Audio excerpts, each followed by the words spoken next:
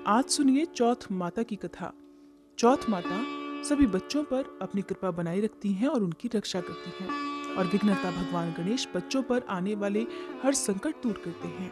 इसलिए जो भी भक्त आज के दिन उपवास रखते हैं या किसी कारण से उपवास ना भी रख पाए, उन्हें शाम के समय इस कथा को अवश्य ही पढ़ना या सुनना चाहिए। पौराणिक कथा के अनुसार एक बार एक सेठ सेठानी थे। उनका एक बेटा और बहू भी थे।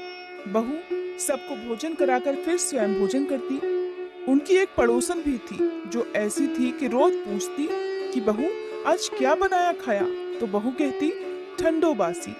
एक दिन पति ने उसकी ये बात सुन ली तो पति सोचने लगा कि वो तो रोज ताजा और गर्म खाना खाती है, फिर ऐसा क्यों कहती है।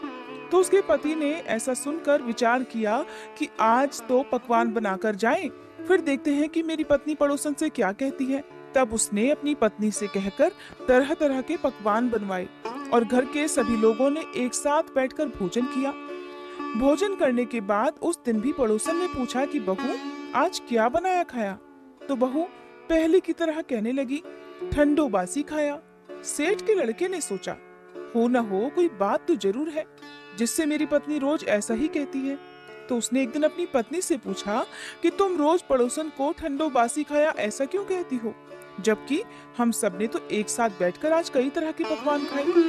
तो उसकी पत्नी कहने लगी हम सब जो खा रहे हैं वो हमारे बाप दादाओं की कमाई है। जिस दिन आप कमा कर लाओगे उस दिन मैं समझूंगी कि हम ताजा भोजन कर रहे हैं। अब एक दिन लड़के ने माँ से कहा कि माँ मैं एक बड़े शहर में कमाने के लिए जा रहा हूँ। माँ बोली बेटा हमारे पास तो इतना धन है कि खाए नहीं खाए जाएगा। तो माँ के मना करने पर भी बेटे ने खुद कमाने का दृढ़ निश्चय कर लिया। जाते समय अपनी पत्नी से कहने लगा मैं जब तक कमाकर बहुत सारा धन लेकर ना लौट कर आ जाऊं तो तब तक चूल्हे की आग बुझने मत देना। एक दिन चूल्हे की आग बुझ गई तो वह मन ही मन घबराने लगी कि कहीं मेरे पति पर तो कोई संकट नहीं आन पड़ा। जल्दी से पड़ोस में से आग लाकर चूल्हे में रख दूं, ऐसा मन में सोचकर वह पड़ोस में गई। वहां पड़ोसन चौथ माता का व्रत पूजन कर रही थी। पड़ोसन ने कहा थोड़ी देर में आकर आग ले जाना। बहू ने पड़ोसन से पूछा आप चौथ का ये व्रत क्यों करती हो, इससे क्या फल मिलता है। पड़ोसन कहने लगी चौथ माता के इस व्रत को करने से अन्न धन और लक्ष्मी मिलती है, अपनी मनोकामना भी पूरी हो जाती है, पति पर और बच्चों पर आया संकट भी दूर हो जाता है। पड़ोसन से व्रत की सारी विधि पूछकर कथा के बारे में जानकर अब बहू ने भी अगली बार से चौथ माता का व्रत रखना शुरू कर दिया। दीवार पर चौथ माता बनाई। उस दिन घी गुड़ का चूरमा बनाकर रात को चंद्रमा को अर्घ देकर भोजन किया। ऐसा करते करते बहू को बहुत दिन बीत गए। वो हर दिन अपने पति को याद किया करती।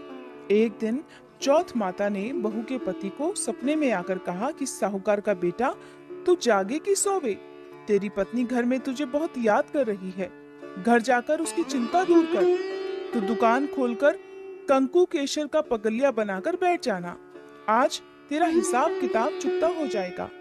अब तो चौथ माता ने जैसा कहा वैसा ही हुआ। उसने जल्दी जल्दी घर जाने की तैयारी शुरू कर दी और गाड़ी भरकर धन दौलत लेकर साथ चल दिया। रास्ते में एक बड़ा सा काला नाग फन फैलाए हुए बैठ गया और कहने लगा आज तो मैं तुझे डसूंगा, छोड़ूंगा नहीं, आज तेरी उम्र पूरी हो गई है। तब साहूकार के लड़के ने सांप से कहा आज चौथ माता ने मुझे सपना दिया है, इसीलिए मैं अपनी पत्नी से मिलने घर जा रहा हूँ। वहाँ मेरी पत्नी मेरा इंतजार करते हुए बहुत चिंता कर रही है, मैं उससे मिलकर जरूर आऊंगा, तब तुम मुझे डस लेना। नाग ने कहा तुम शपथ देकर जाओ तो मैं तुम्हें जाने दूंगा, अगर लौटकर नहीं आए तो मैं तुम्हारे घर आकर भी तुम्हें डस लूंगा। इस प्रकार नाग को वचन देकर साहूकार का लड़का अपने घर पहुंचा। वहां सभी से हंसी खुशी मिला और भोजन करके उदास होकर बैठ गया। उसकी पत्नी ने उदास होने का कारण पूछा तो पति ने नाग वाली बात बताते हुए कहा कि अगर मैं उसके पास नहीं जाऊंगा तो वो तो घर पर ही आकर मुझे डस लेगा। उसकी पत्नी बहुत चालाक और समझदार थी। कहने लगी आप बिल्कुल भी मत चिंता करिए, मैं आपको एक उपाय बताती हूँ, आप आराम से लेट जाओ। तब पत्नी ने कमरे की 7 पैड़ी, जिन्हें सीढ़ियां कहते हैं, उन्हें धो डाला। पहली पैड़ी पर रेत, दूसरी पर इत्र, तीसरी पर गुलाल, फूल, चौथी पर कंकु केशर, पांचवी पर लड्डू पेड़ा, छठी पर गादी गलीचा और सातवीं पैड़ी पर दूध से भरकर कटोरा रख दिया। इस प्रकार वह 7 पैड़ी सजाकर बैठ गई। आधी रात होते ही वह नाग आया और पैड़ियां चढ़ने लगा। पहली पैड़ी पर रेत मिली तो रेत में लौट गया और कहने लगा, सेठ की बहू ने आराम तो बहुत दिया, पर वचन से बंधकर आया हूँ, इसलिए डसूंगा तो जरूर। इस प्रकार 7 पैड़ियों पर वह नाग आराम करता हुआ और कहता हुआ कि डसूंगा तो जरूर कमरे में जाने ही वाला था कि चौथ माता ने विचार किया कि मैं इसे नहीं बचाऊंगी तो संसार में धर्म कर्म और मेरे व्रत पूजन को कौन मानेगा। अब तो गणेश जी, चंद्र देवता और चौथ माता ने साहूकार के बेटे को बचाने का विचार कर लिया। चंद्रमा जी ने उजाला किया, चौथ माता ढाल बन गई और गणेश जी ने तलवार लेकर उस नाग को मार दिया और ढाल से ढक दिया। उधर बहू भी थकी हारी सो गई।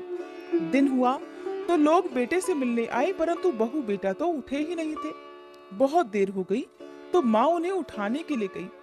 माँ ने 7 पैड़ियों पर जो कुछ देखा तो बहुत घबराई और बेटा बहू का आवाज लगाई। बेटा बहू उठे तो देखा कि एक ढाल तलवार वहां पर पड़ी है। अब ढाल उठाई तो वही ढाल के नीचे काला नाग मरा हुआ पड़ा है। बेटा बहू ने सोचा कि आज तो धर्म कर्म ही आड़े आए हैं, जो भगवान गणेश जी और चौथ माता ने आपकी रक्षा की है। हे चौथ माता, आपने जैसे सेठ के बेटे बहू की रक्षा की, वैसे ही सबकी रक्षा करना। कहते को, इस कथा को सुनते, हुंकारा भरते को सभी की रक्षा करके सभी की मनोकामनाएं पूर्ण करना। प्रेम से बोलिए चौथ माता की जय। अब सुनिए विघ्नहर्ता भगवान गणेश की कथा, क्योंकि बिना गणेश भगवान की कथा के चौथ माता का ये व्रत और कथा अधूरी रहती है। पौराणिक कथा के अनुसार एक समय की बात है, विष्णु भगवान का विवाह लक्ष्मी जी के साथ निश्चित हो गया। विवाह की तैयारियां होने लगी। सभी देवताओं को निमंत्रण भेजे गए, परंतु गणेश जी को अलग से निमंत्रण नहीं दिया। कारण चाहे जो भी रहा हो, अब भगवान विष्णु की बारात जाने का समय आ गया। सभी देवतागण अपनी अपनी पत्नियों के साथ विवाह समारोह में सम्मिलित हुए। उन सभी ने देखा कि गणेश जी कहीं दिखाई नहीं दे रहे। तब वे आपस में चर्चा करने लगे कि क्या गणेश जी को न्योता नहीं भेजा है या स्वयं गणेश जी आए ही नहीं हैं। सभी को इस बात पर आश्चर्य होने लगा। तब सबने मिलकर विचार किया कि क्यों ना विष्णु भगवान से ही इसका कारण पूछ लिया जाए। तब वे विष्णु भगवान के पास गए और कारण पूछा। तब कारण पूछने पर विष्णु भगवान ने बताया कि हमने गणेश जी के पिता भोलेनाथ को तो न्योता भेजा है। अगर गणेश जी अपने पिता के साथ आना चाहते तो आ जाते, अलग से न्योता देने की कोई आवश्यकता भी नहीं थी। दूसरी बात यह है कि उन्हें खाने में 1.25 मन मूंग, 1.25 मन चावल, 1.25 मन घी, 1.25 मन लड्डू का भोग दिन भर चाहिए। यदि गणेश जी नहीं आएंगे तो कोई बात नहीं, और वैसे भी दूसरे के घर जाकर इतना ढेर सारा खाना पीना अच्छा भी तो नहीं लगता।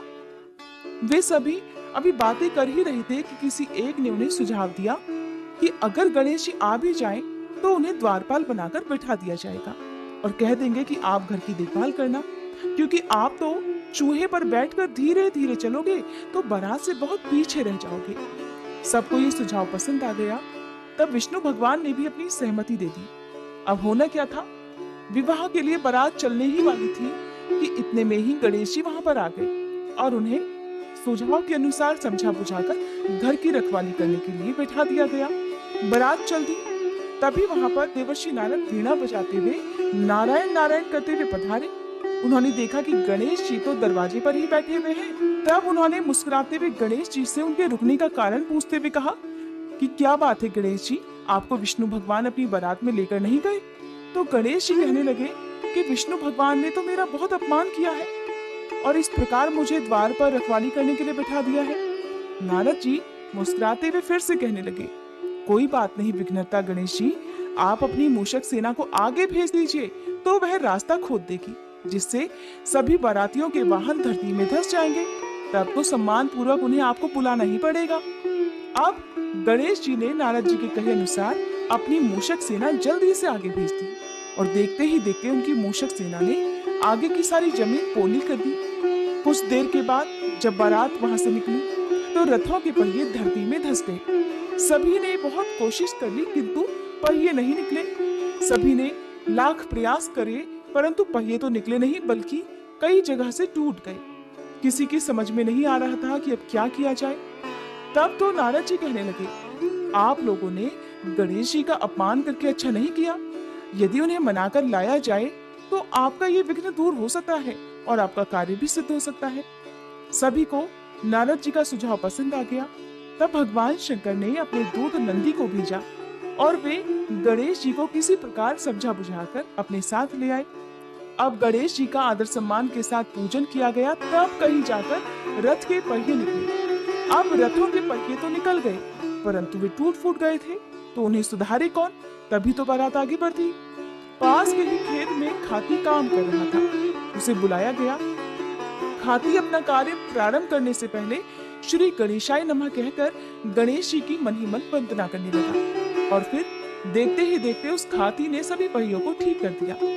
तब खाती कहने लगा कि हे देवता गणों, आपने सबसे पहले गणेश जी को नहीं मनाया होगा और ना ही उनका पूजन किया होगा, इसीलिए तो आपके ऊपर ये संकट आया है। और हम तो मूर्ख अज्ञानी हैं। सबसे पहले गणेश जी की पूजा करते हैं, फिर उनका ध्यान करते हैं और तभी कोई कार्य का शुभारंभ करते हैं।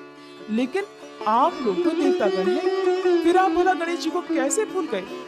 कोई बात नहीं, अब आप लोग भगवान श्री गणेश जी की जय बोलकर जाएं तो आपके सारे काम बन जाएंगे और कोई संकट भी नहीं आएगा। सभी को अपनी अपनी गलती का पश्चाताप हुआ और तब सबने गणेश भगवान का जय जयकार कर वहां से प्रस्थान किया। इस प्रकार विष्णु भगवान का लक्ष्मी जी के साथ विवाह संपन्न कराकर सभी सकुशल अपने अपने घर को लौट आए। ये थी संकष्टी चतुर्थी के दिन सुनी जाने वाली चौथ माता और विघ्नहर्ता भगवान गणेश की कथा।